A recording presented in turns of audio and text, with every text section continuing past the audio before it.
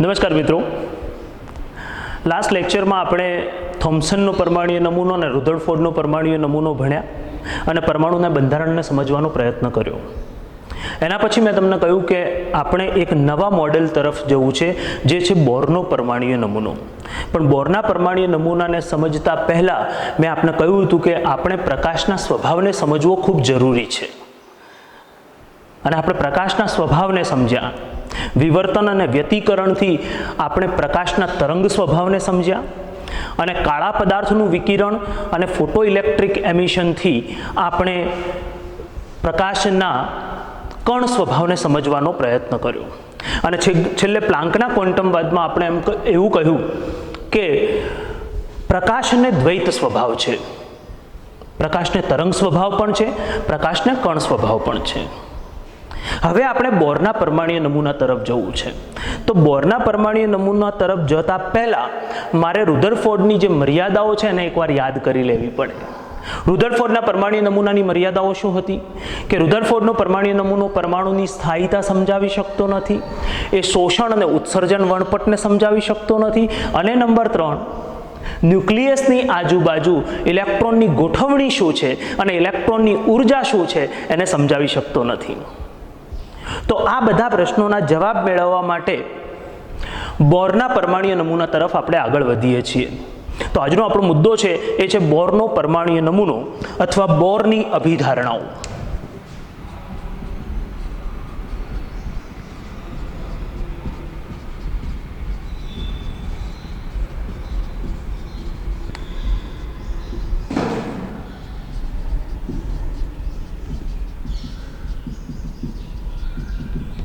પરમાણુ માટે બોર શું કહે છે? મિત્રો, બોરનો પહેલો જે પોસ્ચ્યુલેટ છે, પહેલી અભિધારણા છે એ એવી છે જે આપણને રુધરફોર્ડે પણ કહ્યું હતું. નંબર 1 કે પરમાણુ ધન વીજભારિત કેન્દ્ર ધરાવે છે.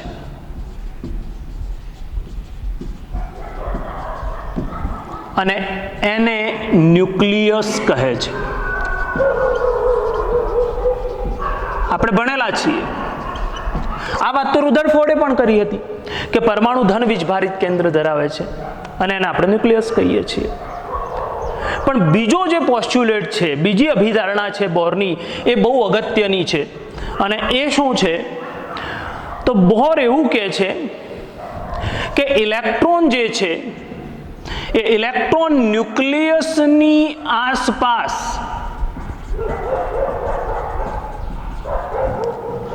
ચોક્કસ વર્તુળાકાર માર્ગમાં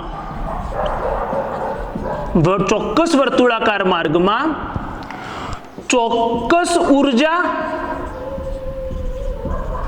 અને ચોક્કસ વેગથી ગતિ કરે છે.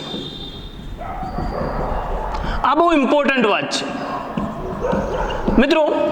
રુધરફોર્ડ એમ કહેતો હતો કે પરમાણુ ન્યુક્લિયસની આજુબાજુ વર્તુળાકાર માર્ગે પરિભ્રમણ કરે છે. એને એ પાથને નિશ્ચિત નથી બનાવ્યો. એણે એમ કહ્યું કે એક ચટ્ટાઈ પાથરેલી છે અને બધા આજુબાજુમાં ગમે ત્યાં બેઠા છે. જ્યારે બોર એવું કહે છે કે ન્યુક્લિયસથી કંઈક ડિસ્ટન્સ ઉપર એક ચોક્કસ માર્ગ છે અને ચોક્કસ માર્ગ ઉપર જ ઇલેક્ટ્રોન રિવોલ્વ થાય છે. એટલું જ નહીં, એ ચોક્કસ વર્તુળાકાર માર્ગે ઇલેક્ટ્રોન રિવોલ્વ થાય, એ ઇલેક્ટ્રોનની એનર્જી પણ નિશ્ચિત છે અને એની વેલોસિટી પણ નિશ્ચિત છે. આ બહુ અગત્યનું બોરનું સ્ટેટમેન્ટ હતું. હવે આ ચોક્કસ વર્તુળાકાર માર્ગમાં ઇલેક્ટ્રોન જો ચોક્કસ એનર્જી ધરાવતો હોય તો આવા પ્રત્યેક વર્તુળાકાર માર્ગ કે જે ચોક્કસ ઉર્જા ધરાવે છે તેને બોર સ્થાયી ઉર્જા સ્તર કહે છે, કે ઇલેક્ટ્રોન સ્થાયી ઉર્જા સ્તરમાં રહેલો છે. સ્ટેશનરી એનર્જી લેવલ, અંગ્રેજીમાં વર્ડ છે stationary energy level. Electron stationary energy લેવલમાં રહેલો હોય છે, જ્યાં એની વેલોસિટી ફિક્સ છે. બહુ અગત્યનું સ્ટેટમેન્ટ છે.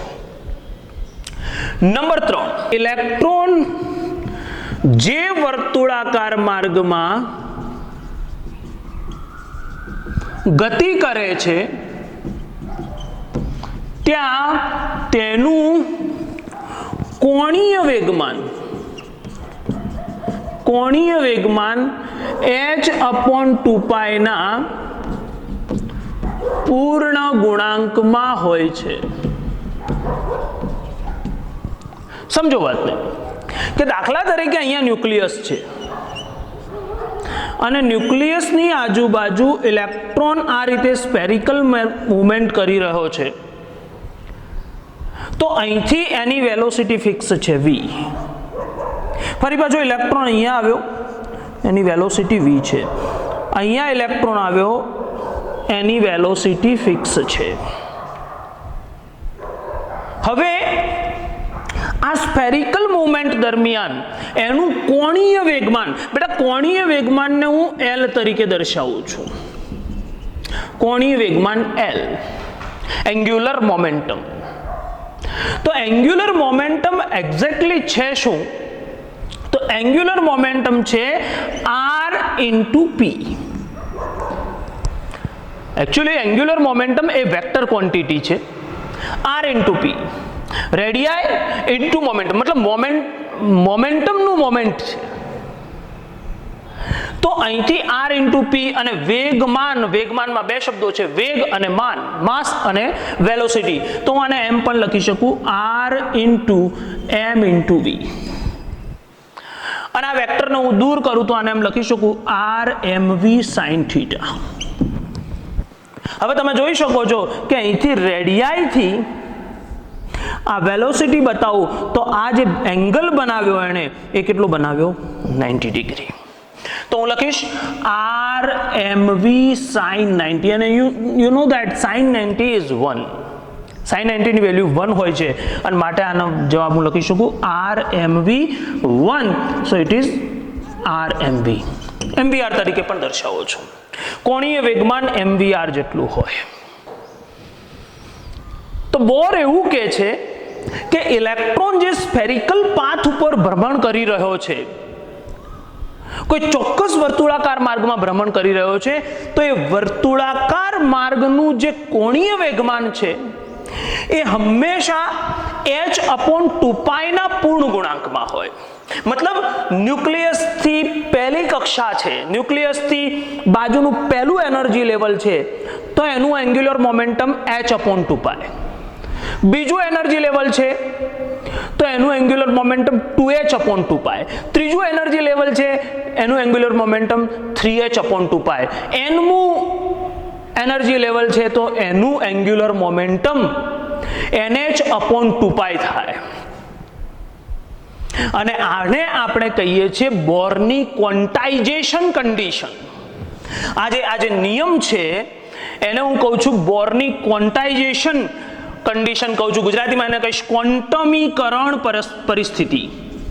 ક્વોન્ટમીકરણ પરિસ્થિતિ આ એને રજૂ કરી કે હંમેશા એંગ્યુલર મોમેન્ટમ h/2π ના પૂર્ણ ગુણાંકમાં હોય છે. અને માટે હું એ સ્ટેટમેન્ટને હવે મેથેમેટિકલ સ્વરૂપ આપી દઉં તો mvr is equal two nh/2π. બહુ અગત્યનું સમીકરણ છે, આપણને ઉપયોગી થવાનું છે. આને ક્વોન્ટાઇઝેશન કન્ડિશન કહું છું. ક્વોન્ટાઇઝેશન શું છે એની વાત પછી કરીએ છીએ આપણે. બહુ અગત્યની વાત છે. ઇલેક્ટ્રોન જ્યારે ન્યુક્લિયસની આજુબાજુ ભ્રમણ કરે છે ત્યારે ઇલેક્ટ્રોન અને કેન્દ્ર વચ્ચે એક આકર્ષણ બળ લાગતું હોય છે, જેને આપણે કહીએ છીએ ઇલેક્ટ્રોસ્ટેટિક એટ્રેક્શન ફોર્સિસ. સમજો વાતને. નંબર 4 અહીંયા રજૂ કરું છું કે આ ન્યુક્લિયસ છે અને ન્યુક્લિયસની આજુબાજુ ઇલેક્ટ્રોન આ મૂવમેન્ટ કરી રહ્યો છે r રેડિયાઈ ઉપર. તો ઇલેક્ટ્રોન ઉપર કેન્દ્રનું આકર્ષણ બળ લાગી રહ્યું છે. ઇલેક્ટ્રોન પર લાગતું કેન્દ્રનું આકર્ષણ બળ, કેન્દ્રનું આકર્ષણ બળ એને હું કહું f ઇલેક્ટ્રોન કહું. તો આ f ઇલેક્ટ્રોનનું મૂલ્ય કેટલું હોય? f ઇલેક્ટ્રોન હોય 1/4πε0 into e into z e upon r square. હવે સાહેબ આ શું છે આપણે સમજવું પડે. અને સમજો, હું અહીંયા સાઈડમાં એ વાતને સમજાવું છું કે દાખલા તરીકે અહીંયા એક Q1 અને Q2 વીજભાર છે, અને આ Q1 Q2 વીજભાર વચ્ચે R ડિસ્ટન્સ છે. બે વિરુદ્ધ વીજભારો વચ્ચે જે લાગે છે આકર્ષણ બળ, એ આકર્ષણ બળની વેલ્યુ આવી રીતે દર્શાવાય 1/4πε0 Q1 into Q2 upon R square. તો મારી પાસે આ મોડેલની અંદર બે વીજભાર છે. કોણ છે? ઇલેક્ટ્રોન છે, અને બીજું કોણ છે? કેન્દ્ર છે.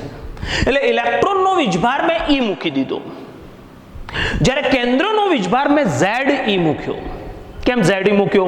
કારણ કે ન્યુક્લિયસની અંદર ઘણા બધા પ્રોટોન રહેલા છે. એટલે અહીં જે Z છે, અહીં જે Z છે એ Z શું દર્શાવે છે? પરમાણુ ક્રમાંક દર્શાવે છે. ન્યુક્લિયસની અંદર પ્રોટોન કેટલા? તો પરમાણુ ક્રમાંક જેટલા. પરમાણુ ક્રમાંકની વ્યાખ્યા જે છે ને, ન્યુક્લિયસમાં રહેલા પ્રોટોનની સંખ્યા. તો પ્રોટોનની સંખ્યા એ પરમાણુ ક્રમાંક જેટલી છે. અને તમે જાણો છો કે એક ઇલેક્ટ્રોનનો વીજભાર એક પ્રોટોનના વીજભાર જેટલો હોય. આપણે કહ્યું છે 1.602 into 10 to the power -19 coulomb.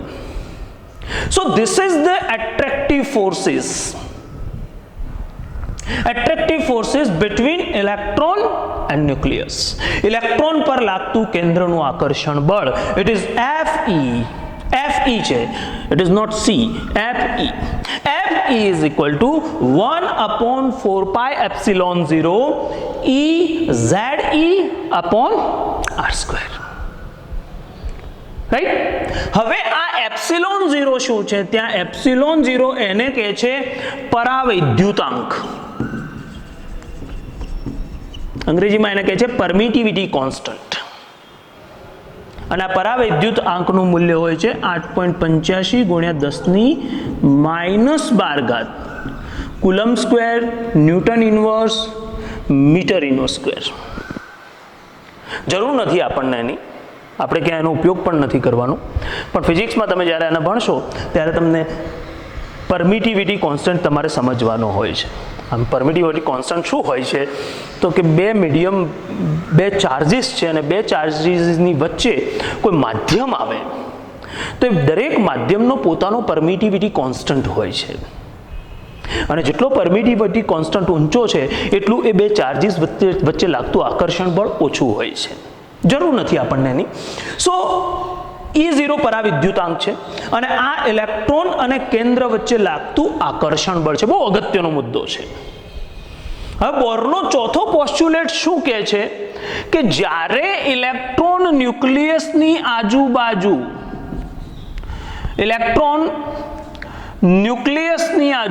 ભ્રમણ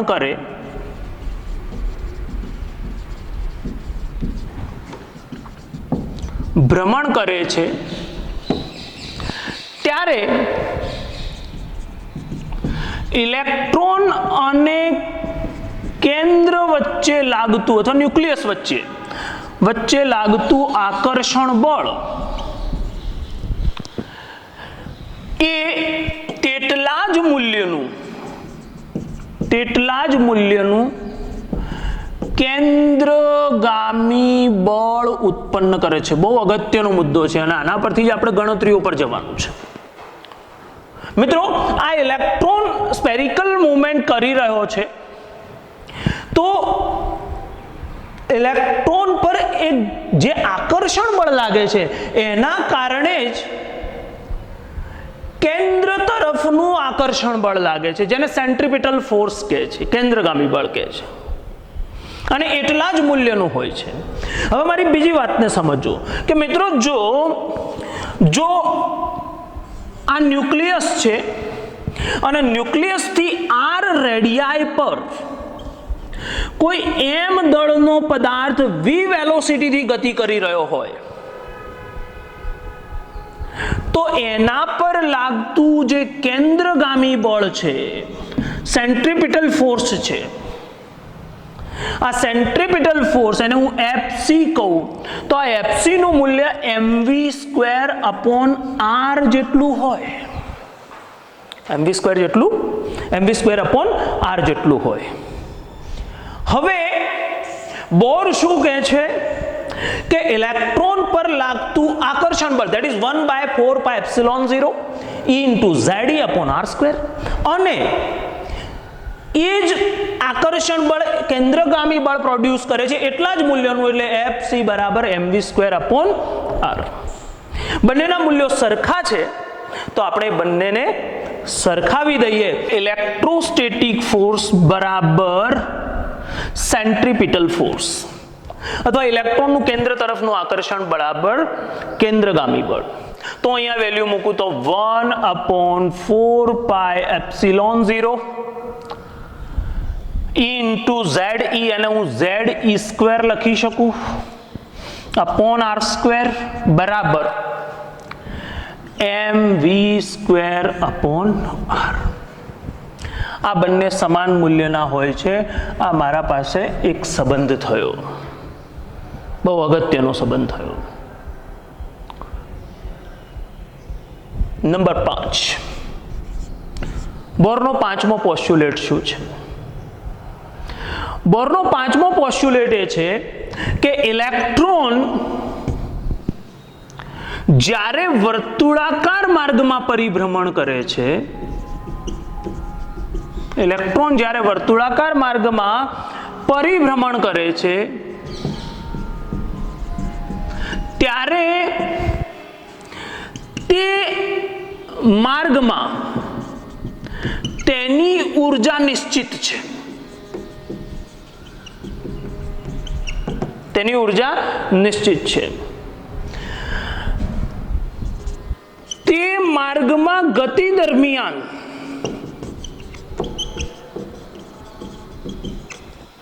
ઇલેક્ટ્રોન ન તો ઇલેક્ટ્રોન ઊર્જા મેળવતો પણ નથી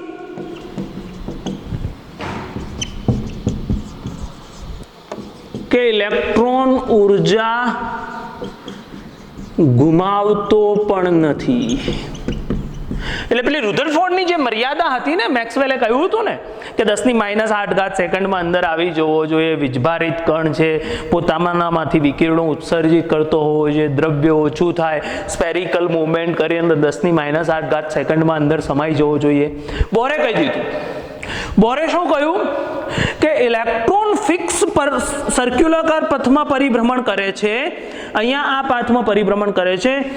જ્યાં સુધી અહીંયા છે, આ માર્ગની અંદર પરિભ્રમણ કરે છે, ત્યાં સુધી ના તો એનર્જી મેળવશે, ના તો એનર્જી ગુમાવશે.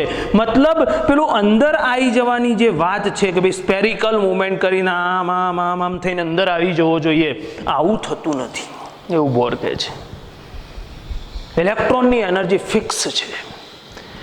ઇલેક્ટ્રોન પોતાની એનર્જી ગુમાવતો નથી, કે ઇલેક્ટ્રોન પોતાની એનર્જી એ પર્ટિક્યુલર પાથની અંદર ઇલેક્ટ્રોન એનર્જી ગુમાવતો પણ નથી, એનર્જી મેળવતો પણ નથી. તો 5 પોસ્ટ્યુલેટ થયા બોરના. હજુ એક છઠ્ઠો પોસ્ટ્યુલેટ બાકી છે, પણ એના પહેલા મારે કેટલીક ગણતરીઓ કરવી છે. ફરીવાર 5 બાબતોને યાદ કરી લઈએ. નંબર 1, પરમાણુ ધન વીજભારિત કેન્દ્ર ધરાવે છે, જેને ન્યુક્લિયસ કહું છું.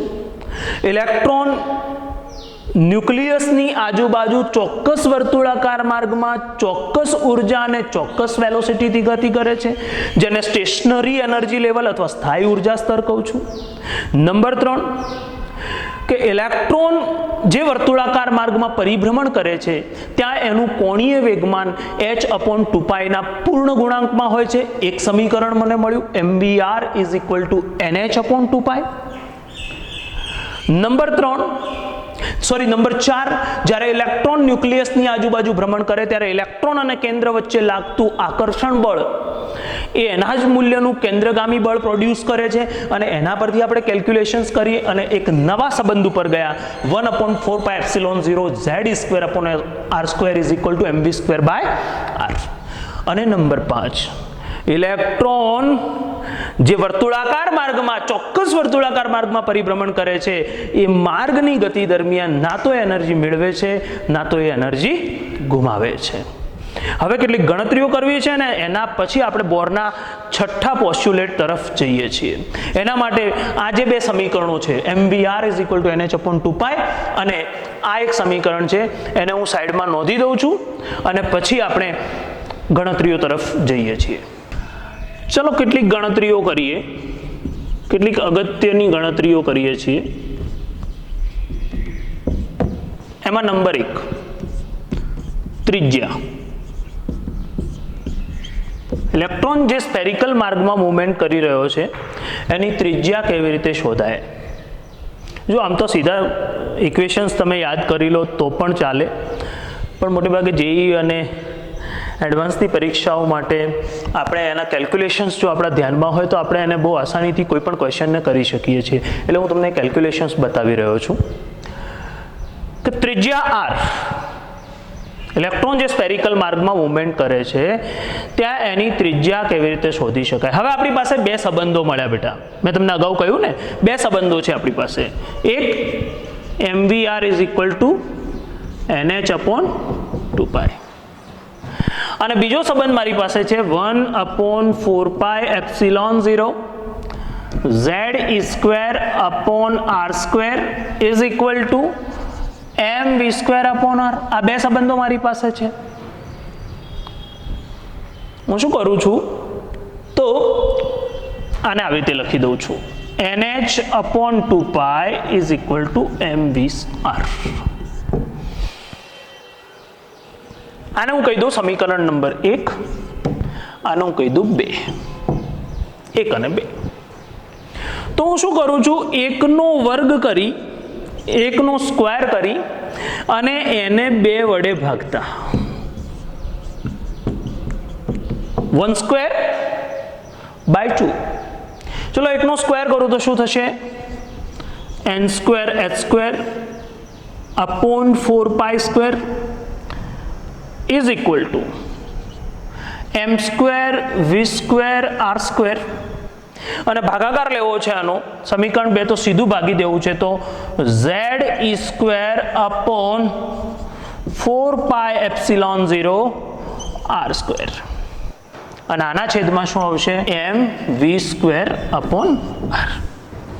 રાઈટ? સમીકરણ 1નો સ્ક્વેર કર્યો છે અને ભાગ્યા 2 કરી દીધું છે. ચલો આમાંથી શું ઉડે છે એટલું ઉડાડી દઈએ આપણે. તો અહીંયા 1 પાઈ ગયો, 4 ગયા, બીજું m ગયો, v² ગયો. ચલો બાકી આગળ જો ઉડતું હશે આગળ ઉડાડીએ એને. શું લખું? n²h² અને ε0r², n²h²ε r², છેદનો છેદને અંશમાં લઈ ગયો. અહીંયા વચ્ચે πze²/πze² અહીંયા થશે r² અને છેદમાં જે r છે એ અહીંયા લીધી છે. રાઈટ? બાકી શું ઉડશે? તો r² જશે. તો મને આ રેડિયાઈ મળી ગઈ. r = n²h²ε0 πz × a². આ એક સમીકરણ મને મળ્યું. હવે એમાંથી આ h અચળ છે, તમને જાણો છો પ્લાન્કનો કોન્સ્ટન્ટ છે. પ્લાન્કના કોન્સ્ટન્ટની વેલ્યુ પણ આપણે મૂકી છે 6.626 × 10⁻34 જૂલ × સેકન્ડ અથવા 10⁻27 અર્ગ × સેકન્ડ. એપ્સિલનની વેલ્યુ હમણાં પરા વિદ્યુતાંક મેં તમને કહ્યું 8.85 × 10⁻12. પાઈની વેલ્યુ તમે જાણો છો 3.14 છે. ઇલેક્ટ્રોનનો વીજભાર તમને ખબર છે 1.602 × 10⁻19. મારા માટે ચલિત કોણ છે n અને z, તો હું n અને z ને બહાર કાઢી લઉં. h²ε0 πe², તો આ થશે n²/z. રાઈટ? સોરી, અહીંયા મેં એમને હજુ સુધી લીધો નથી અહીંયા, એટલે અહીંયા એમ આર સ્ક્વેર આવશે અને એ એમને અહીંયા હું છેદમાં મૂકી દઉં તો આ એમ થશે, M pi Z, right, M pi square. તો આ આર રેડિયસ થઈ, R is equal to H square epsilon 0 by M pi square N square Z. અહીંયા એમ સ્ક્વેર અને એમ હતો ને એટલે મેં એક જ એમને કાઢ્યો છે. હવે સમજો, આર આવ્યો, રેડિયસ આવી, અને બેટા આ મેં બાર એટલા માટે મૂક્યું છે કે આ ચલિત રહેવાનું છે, આ ચલિત રહેશે, આ અચળ છે. He0 mass of electron, it is also constant 9.103 into 10⁻³ kilogram. એટલે આ બધાની વેલ્યુ હું મૂકું, આ બધાની વેલ્યુ મૂકું હું અહીંયા, તો મને જવાબ મળે છે 0.529 n²/z. મારે આ બંને સૂત્રો યાદ રાખવાના, આ બંને સૂત્રો યાદ રાખવાના. એટલે હું અહીંયા ફરી અને નોંધી દઉં છું કે આર શું થાય, તો આર થાય h² એપ્સિલોન 0 એમ પાઈ સ્ક્વેર અને n²/z. અને સીધો ક્વેશ્ચન કરવો છે તો હું r બરાબર 0.529 n²/z સીધું મૂકી દઉં છું. એ પણ એ જ મને જવાબ આવશે, શેમાં આવશે, એંગસ્ટ્રોમ આવશે, રાઈટ. તમને પ્રશ્ન પૂછાય છે, તમને આવો સીધો સિમ્પલ પ્રશ્ન પૂછ્યો, સિમ્પલ પ્રશ્ન. શું પ્રશ્ન છે કે H પરમાણુની પ્રથમ, દ્વિતીય અને તૃતીય ઉર્જા સ્તરની ઉર્જા શોધો. H પરમાણુની પ્રથમ, દ્વિતીય અને તૃતીય ઉર્જા સ્તરની ઉર્જા શોધો. અરે ઉર્જા સ્તરની ત્રિજ્યા શોધો, સોરી, ત્રિજ્યા શોધો. તો આપણે તો સીધું શું કરવાનું છે, આપણે તો સીધું આ વેલ્યુ મૂકવાની છે, r1 બરાબર 0.529. નાઉ n એટલે કક્ષા નંબર, કક્ષા નંબર તો પ્રથમ કક્ષા માટે 1/2, અને ઓબ્વિયસલી હાઇડ્રોજન એટમ માટે એનો z શું થાય, પરમાણુ ક્રમાંક 1 થાય. સો ધ આન્સર ઇઝ 0.529 એંગસ્ટ્રોમ. પણ તમને બીજા ઉર્જા સ્તર માટે કે તો 0.529 આ થઈ ગયો n2 થયો, એટલે 2² ભાગ્યા z પરમાણુ હાઇડ્રોજન માટે તો એક જ, તો આ થયું 4 ગુણ્યા 0.529 એંગસ્ટ્રોમ. અને જ રીતે r3 કહું તો આ શું થશે, 0.529 ઇન્ટુ 3/1, આ શું થશે 9 ઇન્ટુ 0.529 એંગસ્ટ્રોમ. તો આ રીતે તમને ક્વેશ્ચન્સ પૂછે છે, રાઈટ. બહુ એક ઇમ્પોર્ટન્ટ ક્વેશ્ચન જેઈમાં પૂછાયેલો હતો, જેઈનો આ ક્વેશ્ચન છે, કે જેઈનો ક્વેશ્ચન છે લગભગ 99નો, કે કોની ત્રિજ્યા હાઇડ્રોજન પરમાણુની ત્રિજ્યા જેટલી છે. H પરમાણુની ત્રિજ્યા જેટલી, કોની ત્રિજ્યા H પરમાણુની ત્રિજ્યા જેટલી છે. અને તમને ઓપ્શન્સ આવા આપ્યા છે, n બરાબર 2, લિથિયમ +2, n બરાબર 2, બેરિલિયમ +3, n બરાબર 2 હિલિયમ પ્લસ, અને n બરાબર 3 હિલિયમ પ્લસ. તો સીધું જ હાઇડ્રોજન પરમાણુની ત્રિજ્યા તો આટલી છે 0.529. તો મારે આ દરેક માટે શોધવું પડે. તો સૂત્ર શું છે, r બરાબર 0.529 n²/z. 0.529, ચલો આનો n કેટલો, 2, તો 2² ભાગ્યા લિથિયમનો પરમાણુ ક્રમાંક, હા લિથિયમનો પરમાણુ ક્રમાંક 3 છે, તો આ થશે 0.529 ઇન્ટુ 4/3 થશે, જે હાઇડ્રોજન જેટલું નથી. ચલો બેરિલિયમ +3 માટે કહું, યસ બેરિલિયમ માટે એ પોસિબિલિટી છે 0.529. નાઉ ટેલ મી n ઇઝ ઇક્વલ ટુ 2, તો 2 નો સ્ક્વેર 4 થયો, અને બેરિલિયમનો પરમાણુ ક્રમાંક 4 છે, તો આ થઈ ગયું 0.529, 4/4 એટલે 1. અહીંયા શું થશે, હિલિયમ એટલે નીચે 2 થઈ જશે, પેલો 4 ભાગ્યા 2 એટલે 2 ટાઈમ્સ થશે. અહીંયા પણ n ઇઝ ઇક્વલ ટુ 3 છે, એટલે 3 નો સ્ક્વેર 9/2 થશે. કહેવાનો મતલબ એ છે કે હાઇડ્રોજન પરમાણુની ત્રિજ્યા આની સરખી મળે છે.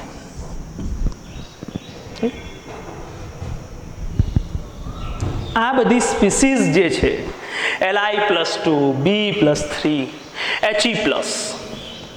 એમને H લાઇક સ્પીસીઝ કહે છે. H લાઇક સ્પીસીઝ, હાઇડ્રોજન જેવા ઘટકો, હાઇડ્રોજન જેવી સ્પીસીઝ. કેમ? કારણ કે એમ બધામાં એક ઇલેક્ટ્રોન છે. લિથિયમ, આમ લિથિયમનો પરમાણુ ક્રમાંક 3, પણ એને +2 ચાર્જેબલ કહો એટલે 2 ઇલેક્ટ્રોન જતા રહ્યા, તો એની પાસે એક જ ઇલેક્ટ્રોન વધ્યો. બેરિલિયમનો પરમાણુ ક્રમાંક 4, પણ એનો +1 ચાર્જ જાય એટલે 1 ઇલેક્ટ્રોન, 2 ચાર્જ ગયા એટલે 2 ઇલેક્ટ્રોન ગયા, +3 ચાર્જ થયો એટલે 3 ઇલેક્ટ્રોન ગયા, એક જ ઇલેક્ટ્રોન વધ્યો. એ જ રીતે હિલિયમ પ્લસ કહું તો 1 ઇલેક્ટ્રોન જ છે. સો હિલિયમ પ્લસ, લિથિયમ +2, બેરિલિયમ +3, આ બધી સ્પીસીઝને H લાઇક સ્પીસીઝ કહે છે. H લાઇક સ્પીસીઝ કહે છે. અને હાઇડ્રોજન અને બોરનો પરમાણુય નમૂનો જે છે એ H લાઇક સ્પીસીઝ માટે જ વ્યાખ્યાયિત થયો છે. હાઇડ્રોજન અને હાઇડ્રોજન જેવી સ્પીસીઝ માટે જ બોરે વાતો કરી છે. એટલે બોરના પરમાણુ નમૂનાની જે એપ્લિકેશન્સ આવે છે એમાં પણ આપણે મોટે ભાગે H લાઇક સ્પીસીઝ માટે વાત કરીએ છીએ. So this is the radius. બહુ ઇમ્પોર્ટન્ટ છે. રેડિયસ મારી પાસે આવી ગઈ h²ε0 m pi e²n²/z, અથવા તમે સીધું મૂકી દો r = 0.529 n²/z. ચલો નંબર 2, વેગની વાત કરીએ. Velocity of electron. સૂત્ર તારવીને હું તમને આપું છું. બેટા આપણી પાસે mvr = nh/2π, આવું કહ્યું ને બોરે થર્ડ પોસ્ટ્યુલેટમાં, mvr = nh/2π. ચલો બેટા વેલોસિટીના સૂત્રનું કરતા બનાવીએ તો શું થશે?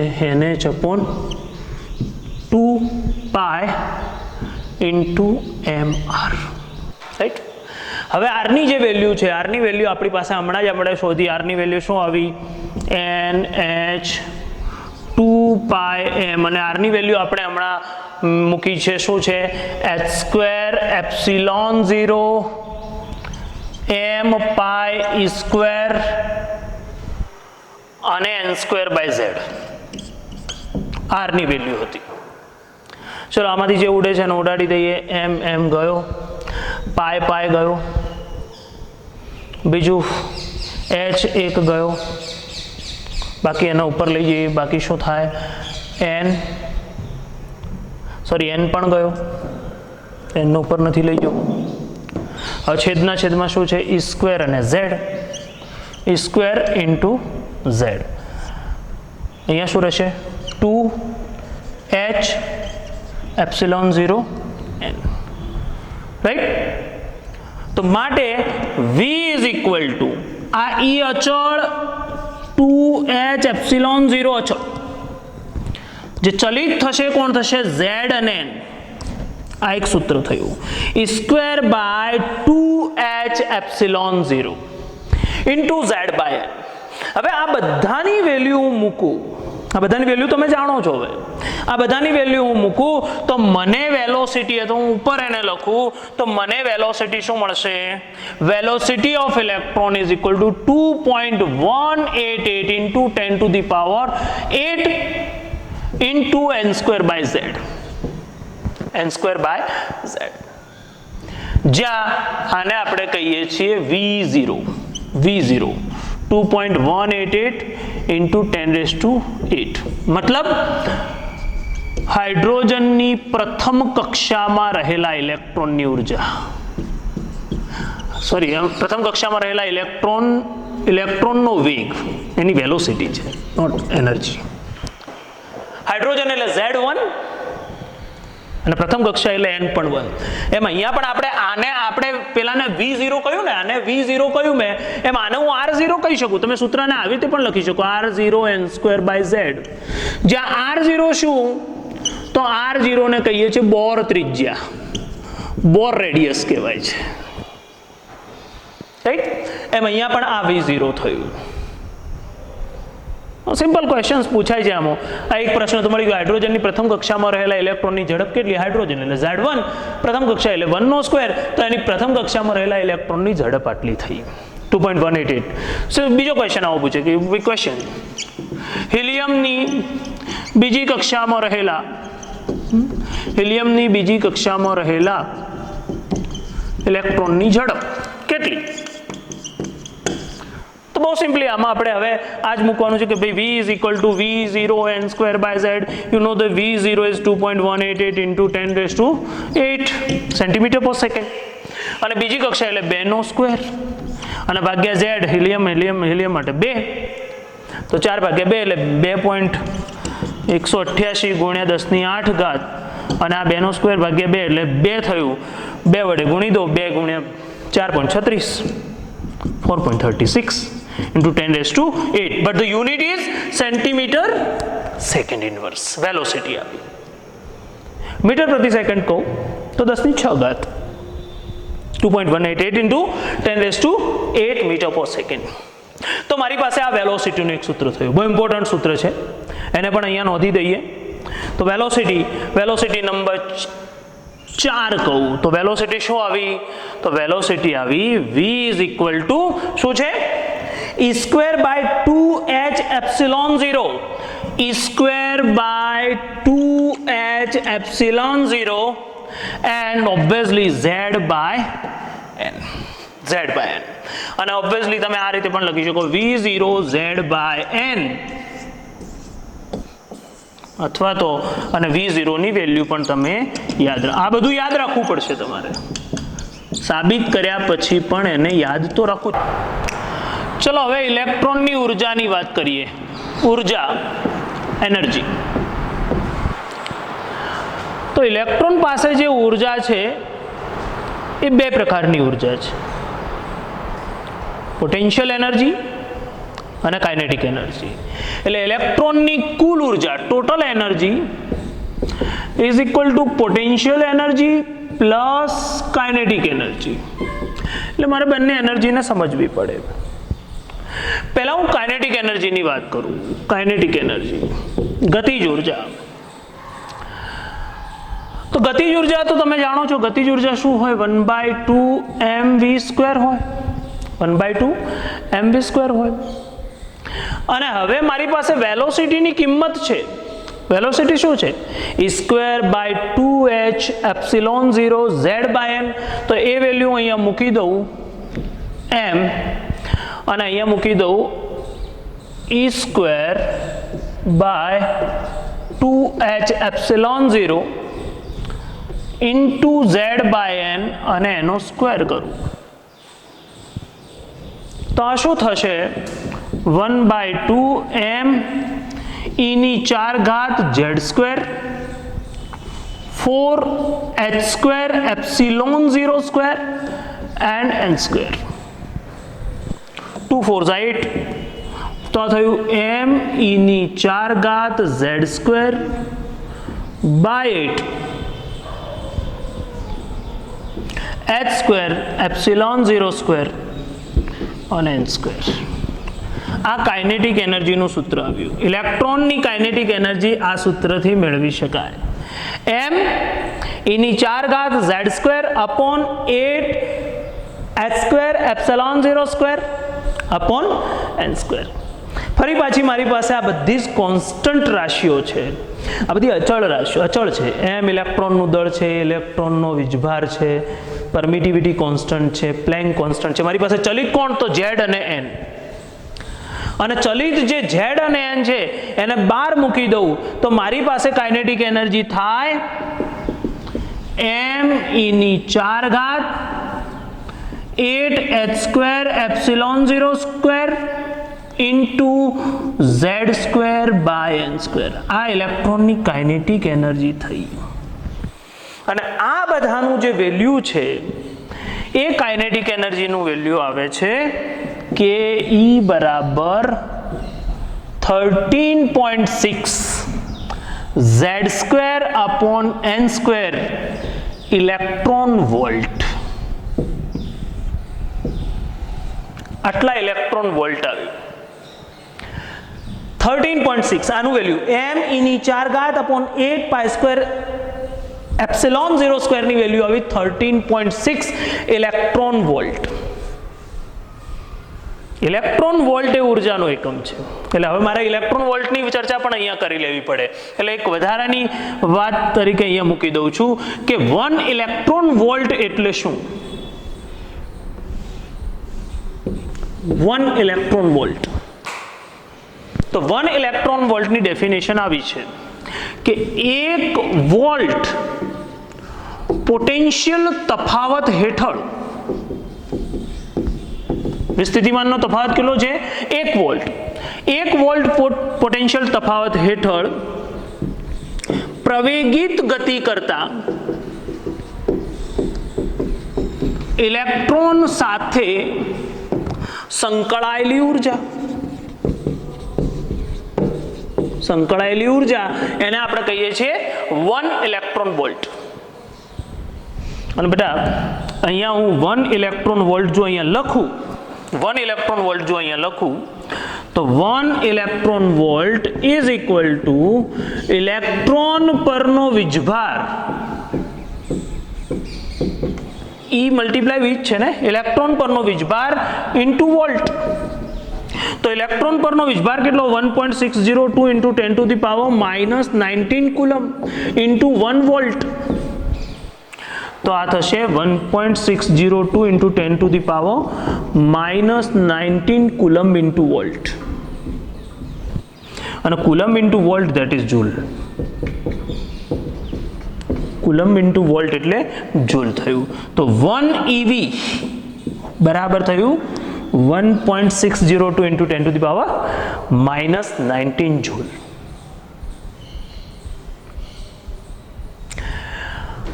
આ કાઇનેટિક એનર્જી મળી. કાઇનેટિક એનર્જી માટે મારી પાસે આ મહત્વનું m e ની 4 ઘાત 8 pi square epsilon 0 square z square upon n square. બીજી વાત, મેં તમને શું કહ્યું કે ઇલેક્ટ્રોનની ઉર્જા બે પ્રકારની છે, કાઇનેટિક એનર્જી અને પોટેન્શિયલ એનર્જી પણ છે, સ્થિતિજ ઉર્જા પણ છે, ગતિજ ઉર્જા પણ છે, સ્થિતિજ ઉર્જા પણ છે. હવે સ્થિતિજ ઉર્જાને સમજીએ. પોટેન્શિયલ એનર્જી, સ્થિતિજ ઉર્જા, પોટેન્શિયલ એનર્જી. મિત્રો એક વાતને સમજજો કે બે વીજભાર અથવા બે દળ પાસે હોય તો એમાં પોટેન્શિયલ એનર્જી ડેવલપ થાય જ. એવું નહીં કે ભાઈ ઉપર હાઈટ ઉપર જ પદાર્થ મૂક્યો એટલે એની સ્થિતિજ ઉર્જા mg જ, એવું નહીં. બે વીજભાર, હા વીજભાર હોય તો એમની વચ્ચે જે આકર્ષણ બળ લાગે કયું હોય? ઇલેક્ટ્રોસ્ટેટિક એટ્રેક્શન હોય. બે માસ એકબીજાના સંપર્કમાં હોય, એકબીજાની નજીક હોય તો એમની વચ્ચે આકર્ષણ બળ કયું હોય? ગ્રેવિટેશનલ ફોર્સ હોય. પણ જ્યારે પણ બે વીજભાર કે બે માસ એકબીજાના સંપર્કમાં છે તો એમની વચ્ચે પોટેન્શિયલ એનર્જી ઉદ્ભવે. અને પોટેન્શિયલ એનર્જી નક્કી કરવા માટે પોટેન્શિયલ એનર્જીનું એક સૂત્ર છે, પોટેન્શિયલ એનર્જી બરાબર 1/4 pi epsilon 0 Q1 Q2 by R. Potential એનર્જીનું સૂત્ર છે 1/4 pi epsilon 0 Q1 Q2 by R. સમજો કે આ Q1 અને Q2 બે વીજભાર છે અને એમની વચ્ચે R જેટલું ડિસ્ટન્સ છે, તો એમની વચ્ચે જે પોટેન્શિયલ એનર્જી છે એ પોટેન્શિયલ એનર્જીનું મૂલ્ય આટલું છે. હવે આપણી પાસે તો વીજભાર કોણ છે? ઇલેક્ટ્રોન અને ન્યુક્લિયર ચાર્જ. તો હું અહીંયા લખીશ પોટેન્શિયલ એનર્જી બરાબર 1/4 પાઈ એપ્સિલોન 0 ઇલેક્ટ્રોનનો વીજભાર માઇનસ E અને ન્યુક્લિયસનો વીજભાર પ્લસ ZE ભાગ્યા R થયું, રાઈટ? તો આની હું વેલ્યુ મૂકું તો -ZE² 4 પાઈ એપ્સિલોન 0 R. R ની વેલ્યુ આપણી પાસે છે. R ની વેલ્યુ જે છે હમણાં આપણે શોધી છે જે R ની વેલ્યુ, એ R ની વેલ્યુ અહીંયા મૂકી દઈએ તો R ની વેલ્યુ મારી પાસે શું છે? h² epsilon 0 m pi E નો square into n² by z, right?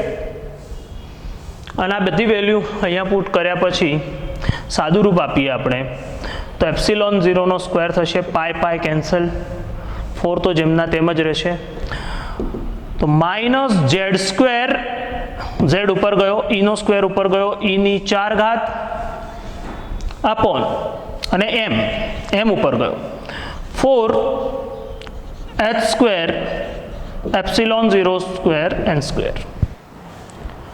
હવે આ માઇનસ એમ ઈની 4 ઘાત 4h square epsilon 0 square into Z square by n square. ચલો આ સૂત્ર અને આ સૂત્ર એક જેવું છે. એમ ઈની 4 ઘાત h square epsilon 0 square Z square upon n square, ખાલી એના છેદમાં 4 છે, આના છેદમાં 8 છે. તો હું શું કરું છું, ઉપર નીચે 2 વડે ગુણી અને ભાગી દઉં છું. અને ગુણી અને ભાગી દઉં તો માઇનસ એમ ઈની 4 ઘાત 8h square epsilon 0 square into Z square by n square, 2 ને મેં આગળ લઈ લીધા. તો આ તો કાઇનેટિક એનર્જી બતાવે છે. તો શું થશે, -2 કાઇનેટિક એનર્જી. સો પોટેન્શિયલ એનર્જી છે એ ઓલવેઝ, પોટેન્શિયલ એનર્જીનું મૂલ્ય ઓલવેઝ કાઇનેટિક એનર્જી કરતાં બમણું હશે, પણ કેવું હશે, નેગેટિવ હશે. આ એક સંબંધ થયો. ઇલેક્ટ્રોનની ઉર્જાની આપણે વાત કરી તો એમાં આપણને કાઇનેટિક એનર્જી મળી +13.6 Z square upon n square electron volt. જ્યારે પોટેન્શિયલ એનર્જી હમણાં આપણે શોધી, એમાં શું કર્યું આપણે એમ કહ્યું કે કાઇનેટિક એનર્જીના બમણા મળે છે પણ નેગેટિવ, રાઈટ. તો હું અહીંયા કાઇનેટિક એનર્જીની વેલ્યુ મૂકી દઉં તો -2 × 13.6 Z square upon n square electron volt થાય. બીજી વાત કે ઇલેક્ટ્રોનની કુલ ઉર્જા જે છે, ઇલેક્ટ્રોનની કુલ ઉર્જા, એને આપણે ટોટલ એનર્જી કહીએ, તો ટોટલ એનર્જી તો શું છે, potential energy plus kinetic energy. અને પોટેન્શિયલ એનર્જી આપણને -2 ટાઈમ્સ કાઇનેટિક એનર્જી મળી છે. એનો મતલબ શું થયો, ઇલેક્ટ્રોનની ટોટલ એનર્જી કાઇનેટિક એનર્જીનું નેગેટિવ મૂલ્ય હોય, અને કાઇનેટિક એનર્જીનું મૂલ્ય તો આટલું છે, તો ઇલેક્ટ્રોનની ઉર્જા આટલી કહી શકાય, Z square by n square electron volt. અથવા 13.6 તમે જેના પરથી વેલ્યુ મેળવી છે એ શું હતું, તો એમ ઈની 4 ઘાત 8h square epsilon 0 square Z square upon n square, આવું પણ તમે કહી શકો. આ ઇલેક્ટ્રોનની ઉર્જાનું સૂત્ર થયું. 13.6 જે વેલ્યુ મળી એ ઇલેક્ટ્રોન વોલ્ટમાં વેલ્યુ મળી છે. ઉર્જાના ઘણા બધા એકમો છે, joule, kilo joule, kilo calorie, એ બધા માટે તમે આ વેલ્યુ પુટ કરી શકો. દાખલા તરીકે હું ટોટલ એનર્જી માટે અહીંયા લખું કે ટોટલ એનર્જી, ઇલેક્ટ્રોનની કુલ ઉર્જા, ઇલેક્ટ્રોનની કુલ ઉર્જા, તો હું 13.6 લખું છું Z square upon n square which is in electron volt, અને એ પણ પર એટમ, પ્રતિ પરમાણુ આટલા ઇલેક્ટ્રોન વોલ્ટ એની એનર્જી થઈ. પણ દાખલા તરીકે જૂલમાં લખું તો આપણે હમણાં 1 ઇલેક્ટ્રોન વોલ્ટની વ્યાખ્યા આપી છે કે 1 ઇલેક્ટ્રોન વોલ્ટ એટલે શું, તો 1.602 × 10⁻19 કુલમ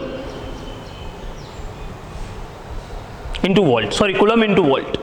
કારણ કે 1 વોલ્ટ પોટેન્શિયલ તફાવત હેઠળ પ્રવેગિત ગતિ કરતા ઇલેક્ટ્રોન સાથે સંકળાયેલી ઉર્જા, એટલે આપણે 1 ઇલેક્ટ્રોન વોલ્ટ કહીએ છીએ. એટલે હું 13.6 ને 1.602 × 10⁻19 કુલમ વડે ગુણી દઉં તો એ તમારો આન્સર આવશે 2.18 × 10⁻18 ઘાત Z square upon n square. પણ એ વખતે શું થઈ જશે, જૂલ પર એટમ થઈ જશે.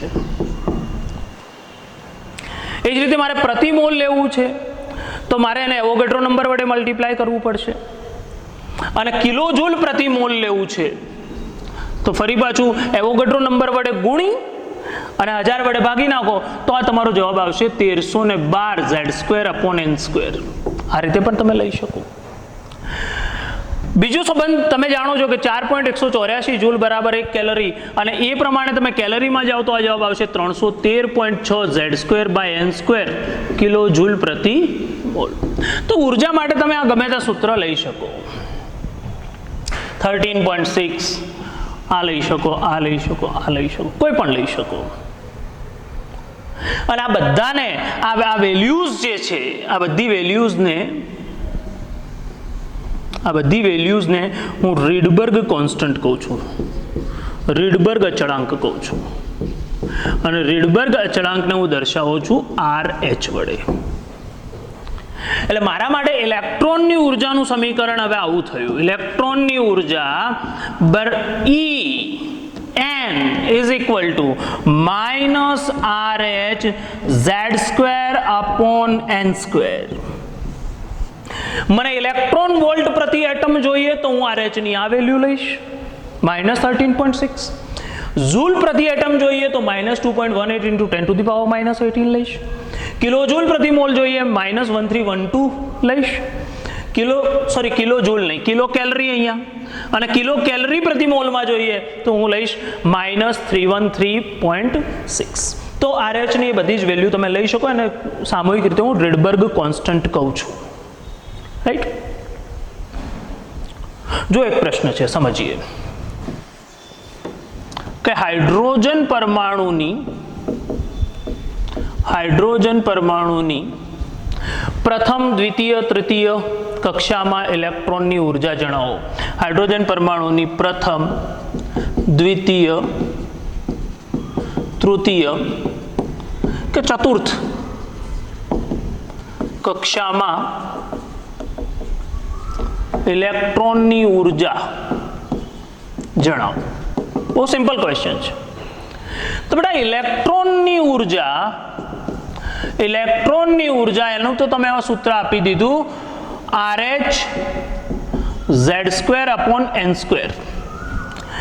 And if I take in electron volt, then it is 13.6 Z² upon N² electron volt per atom. એક સૂત્ર. હવે મારી પાસે n બરાબર 1 છે, સમજો પ્રથમ નંબરની કક્ષા છે, તો હું પ્રથમ નંબરની કક્ષાની ઉર્જા એને હું E1 કહું તો 13.6. Z એટલે હાઇડ્રોજન એટમ માટે તો 1² અને આ પણ 1². So it is -13.6 electron volt પર એટમ. પણ હું n બરાબર 2 માટે કહું તો E2. આ તો 1 નો સ્ક્વેર, આ 2 નો સ્ક્વેર થયો, 13.6 ભાગ્યા 4. અને 13.6 ભાગ્યા 4 કરું તો અબાઉટ આન્સર આવશે 3.4 electron volt atom. 3.4 electron volt. એ જ રીતે હું n બરાબર 3 માટે કહું તો E3 થશે -13.6 1² 3². 13.6 ભાગ્યા 9 એટલે -1.51 ઇલેક્ટ્રોન વોલ્ટ પ્રતિ એટમ આન્સર આવે. અને એ જ રીતે n બરાબર 4 લઉં તો E4 થયું, which is 0.85 ઇલેક્ટ્રોન વોલ્ટ પર એટમ. સમજો, જેમ જેમ ન્યુક્લિયસથી તમે દૂર જતા ગયા, E1 પહેલું એનર્જી લેવલ, બીજું એનર્જી લેવલ, ત્રીજું એનર્જી લેવલ, ચોથું એનર્જી લેવલ, જેમ જેમ ન્યુક્લિયસથી દૂર ગયા, આ ન્યુક્લિયસ છે, ન્યુક્લિયસથી આ પ્રથમ એનર્જી લેવલ n બરાબર 1, આ બીજું એનર્જી લેવલ n બરાબર 2, આ ત્રીજું એનર્જી લેવલ n બરાબર 3 અને આ ચોથું એનર્જી લેવલ n બરાબર 4. તો તમે જોઈ શકો છો કે ઇલેક્ટ્રોનની ઉર્જા અહીંયા તમે શું કહો છો, અહીંયા ઇલેક્ટ્રોનની ઉર્જા આપણે લીધી 13.6 -13.6, અહીંયા આવી -3.4, અહીંયા આવી -1.51, અહીંયા આવી -0.85 ઇલેક્ટ્રોન વોલ્ટમાં. શું થાય છે, ઇલેક્ટ્રોન જેમ જેમ ન્યુક્લિયસથી દૂર જાય છે એમ એમ ઇલેક્ટ્રોનની એનર્જી વધી રહી છે, ઇલેક્ટ્રોનની એનર્જીમાં વધારો થાય છે. તો ઇલેક્ટ્રોનની એનર્જી ક્યારે શૂન્ય બનશે? ઇલેક્ટ્રોનની એનર્જી ક્યારે શૂન્ય બનશે? જ્યારે આ n નું વેલ્યુ ઇનફાઇનાઇટ થશે. n ઇનફાઇનાઇટ હશે. જ્યારે n ઇનફાઇનાઇટ છે n is equal to infinity. At that time, En is equal to minus 13.6 upon infinity, which is 0.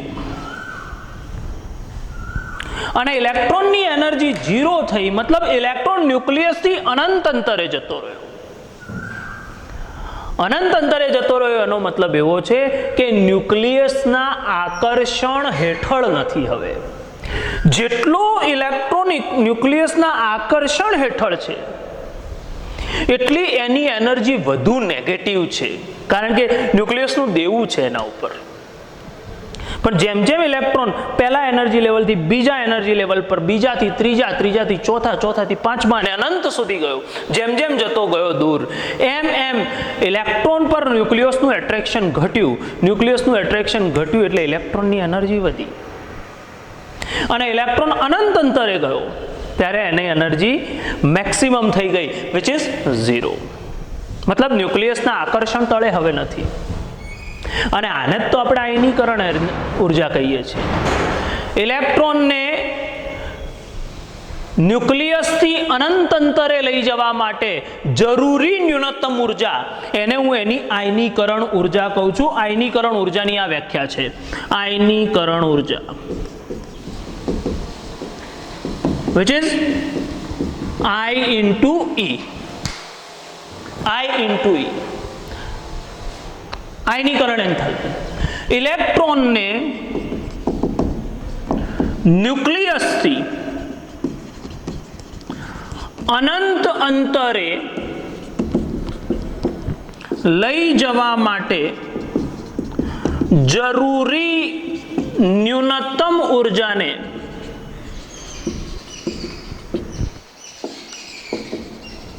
આયનીકરણ ઉર્જા કહે છે. મારી વાતને સમજો. અહીંયા દાખલા તરીકે અહીંયા 13.6 electron volt, minus 13.6 electron volt energy છે. તો અહીંથી ઇલેક્ટ્રોનને અનંત અંતરે લઈ જવો છે, તો મારે આને પ્લસ 13.6 ઇલેક્ટ્રોન વોલ્ટ એનર્જી આપવી પડશે. જો હું આને આ બંનેના તફાવત જેટલી એનર્જી આપું છું, સમજો કે હું અહીંયા રહેલા ઇલેક્ટ્રોનની એનર્જી છે માઇનસ 13.6 અને મેં એને માત્ર 10.2 ઇલેક્ટ્રોન વોલ્ટ એનર્જી આપી, તો એની એનર્જી થઈ જશે માઇનસ 3.4 ઇલેક્ટ્રોન વોલ્ટ. તો ઇલેક્ટ્રોન કૂદકો મારીને અહીંયા જ આવશે. હવે હું બોરના છેલ્લા પોસ્ટ્યુલેટ તરફ જઉં છું, which is very very important. બોરનો છેલ્લો પોસ્ટ્યુલેટ શું છે? બોર છેલ્લા પોસ્ટ્યુલેટમાં એવું કહે છે કે ઇલેક્ટ્રોન ઉર્જા મેળવી પણ શકે છે અને ગુમાવી પણ શકે છે. તમે કહેશો કે સાહેબ આ તો બિલકુલ તમે ઉલટી વાત કરી. તમે અત્યાર સુધી એમ કહેતા હતા કે ઇલેક્ટ્રોન એનર્જી મેળવતો પણ નથી અને ગુમાવતો પણ નથી. હા, એ પોતાના સ્થાયી ઉર્જા સ્તરમાં, એ જે ઉર્જા સ્તરમાં ભ્રમણ કરી રહ્યો છે ત્યાં ઇલેક્ટ્રોન ઉર્જા મેળવતો પણ નથી કે ગુમાવતો પણ નથી. પરંતુ ઇલેક્ટ્રોન જો ઇલેક્ટ્રોન ઉર્જા મેળવે તો એ નીચા શક્તિ સ્તરોમાંથી ઊંચા શક્તિ સ્તરોમાં સંક્રમણ કરે છે. મિત્રો વાતને સમજો. ધારો કે આ ન્યુક્લિયસ છે અને ન્યુક્લિયસની આજુબાજુ આ કક્ષામાં ઇલેક્ટ્રોન અહીંયા ભ્રમણ કરી રહ્યો છે અને આ એની બહારની કક્ષાઓ છે. તો એને હું રિક્વાયર્ડ અમાઉન્ટ ઓફ એનર્જી આપું છું તો ઇલેક્ટ્રોન કૂદકો મારીને ઊંચા શક્તિ સ્તરમાં સંક્રમણ કરે છે. જરૂરી ઉર્જાનો જથ્થો એને આપું તો ઇલેક્ટ્રોન નીચા શક્તિ સ્તરમાંથી ઊંચા શક્તિ સ્તરમાં સંક્રમણ કરે છે. આને હું કહું છું ઇલેક્ટ્રોનનું ઉત્તેજિત થવું, excitation of electron. Excitation of electron. Electron એવું પણ કરી શકે કે એક ઊંચા શક્તિ સ્તરમાં ઇલેક્ટ્રોન છે, અહીંયા છે, અને કંઈક એનર્જી લિબરેટ કરે તો એ ઊંચા શક્તિ સ્તરમાંથી કૂદકો મારીને નીચા શક્તિ સ્તરમાં પણ આવી શકે છે. આને હું કહું છું D excitation of energy. D excitation of electron.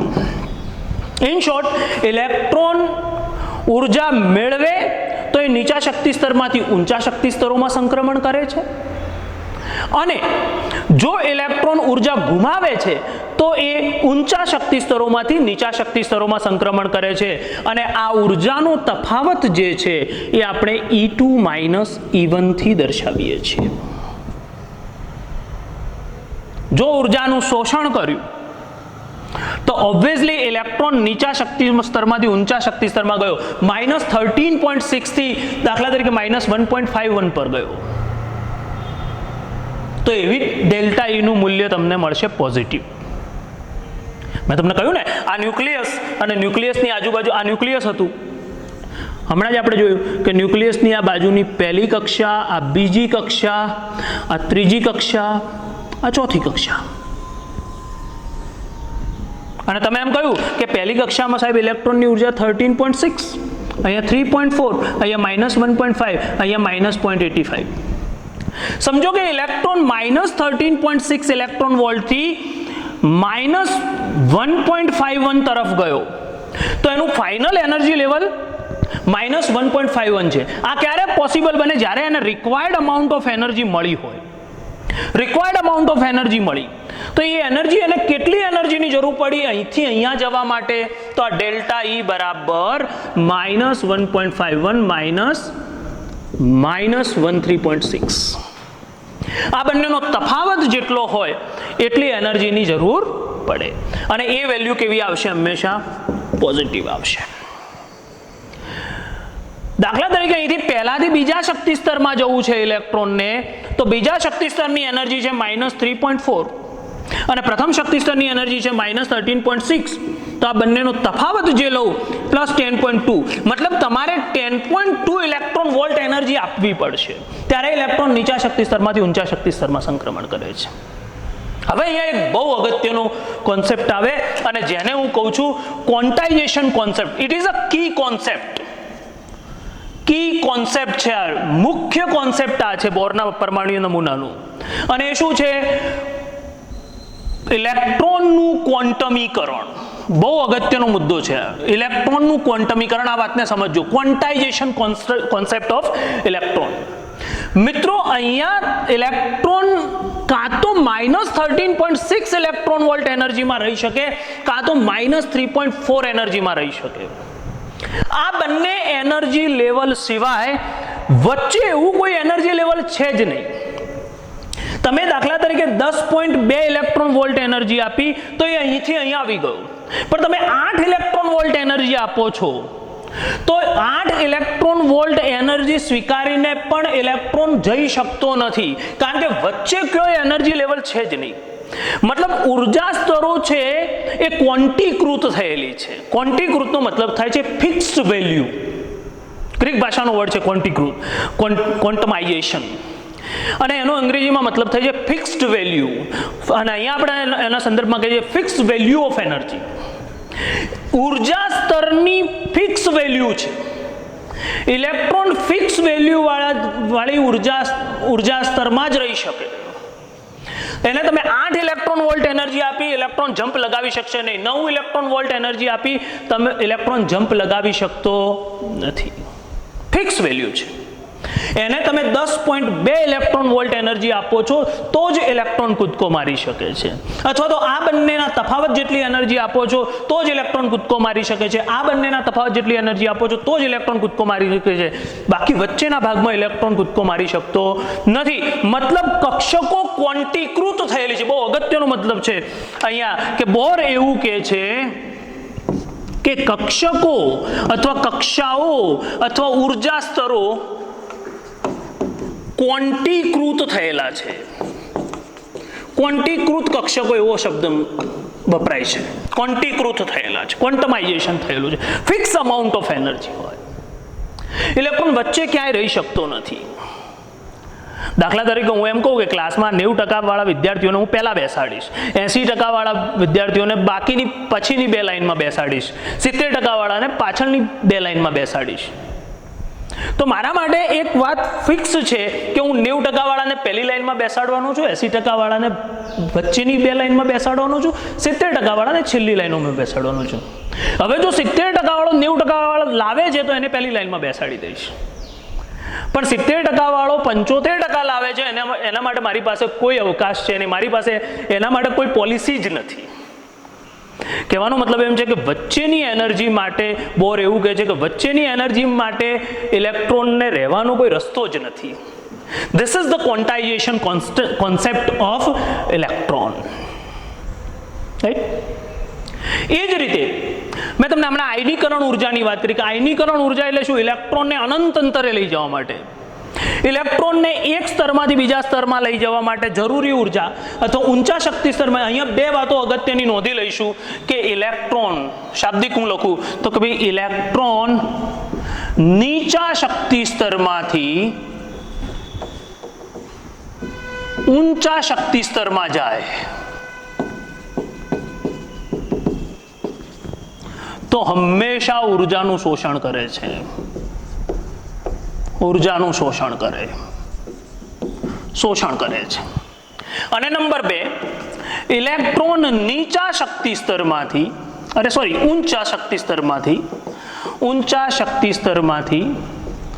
નીચા શક્તિ સ્તરમાં જાય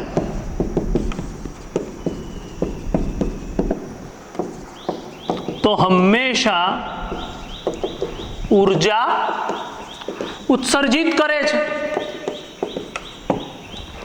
હવે આયનીકરણ ઉર્જાની વ્યાખ્યા શું આપી? અગાઉ મેં લખી છે એટલે હું ફરી લખતો નથી.